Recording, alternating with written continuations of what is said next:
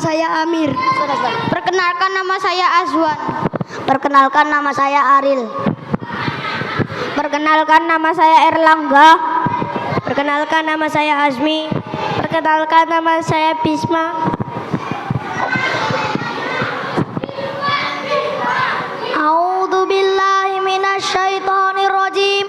Alhamdulillahilladzi arsala rasulahu bil huda wa dinil haqq liyudhhirahu 'alad dini kulli wa kafa billahi syahida. Asyhadu an la ilaha illallah wa asyhadu anna Muhammadan abduhu wa rasuluh.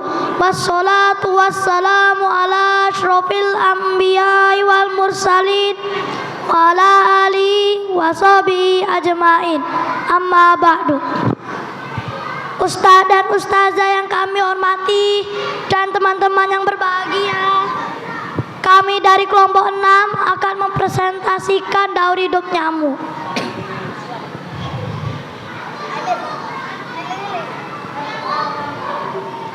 Perkenalkan, Amir. Saya Amir. Azwan. Aril. Erlangga. Azmi. Bisma. Zikran. Nyamuk merupakan hewan yang sering kita temui di mana saja. Nyamuk bertahan hidup dengan menghisap darah manusia dan hewan. Walaupun tubuhnya kecil, gigitan nyamuk menimbulkan rasa sakit yang lumayan berasa. Dan ada beberapa jenis nyamuk yang berbahaya yang berada di sekitar kita. Selain itu, gigitan nyamuk jenis tertentu juga menimbulkan penyakit yang parah, seperti demam berdarah, malaria, dan lain sebagainya. Setiap hewan memiliki daur hidup tertentu. Biasanya hewan yang bertubuh kecil seperti serangga dan ulat memiliki daur hidup yang berbeda dari hewan lainnya. Biasanya daur hidup hewan kecil atau mini berupa siklus hidup. Di dalamnya terdapat bentuk morfologi. Siklus hidup tersebut terbentuk dan berulang, bertahap dan berulang. Nyamuk ternyata juga memiliki sama siklus hidup yang mirip dengan hewan kecil lainnya.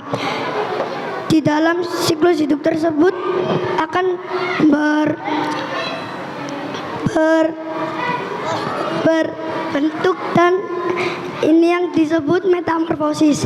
Proses metamorfosis ini disebabkan karena sel dan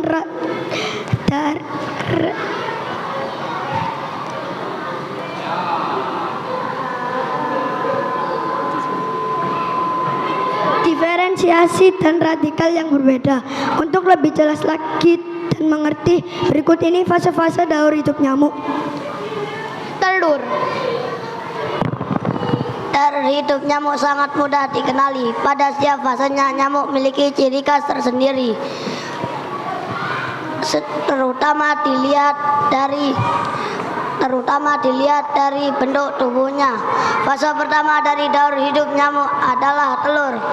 Nyamuk akan bertelur di air bersih yang terbuka. Telur nyamuk akan mengambang pada permukaan air. Telur biasanya menempel berkelompok atau berdiri sendiri. Sebagian besar telur akan menetas setelah 42 jam. Larva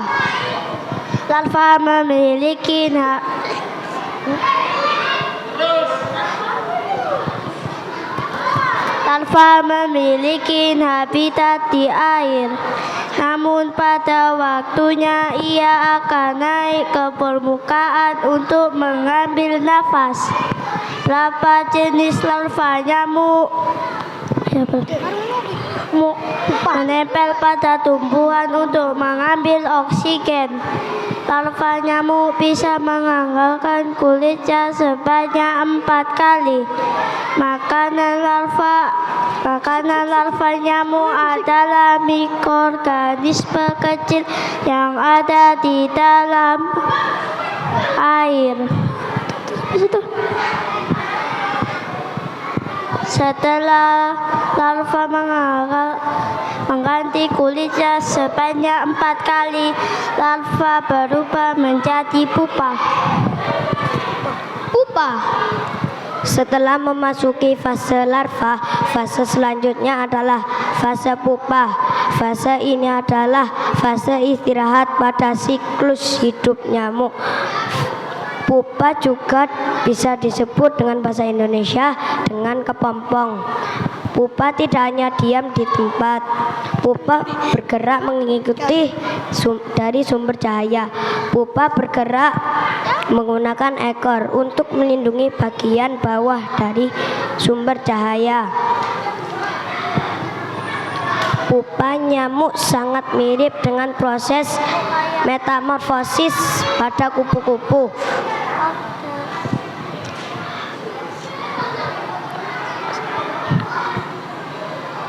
Spesies nyamuk culex terdapat di benua Amerika bagian selatan. Setelah memasuki 2 hari di musim panas, kulit kepompong akan terkelupas dan nyamuk dewasa pun keluar.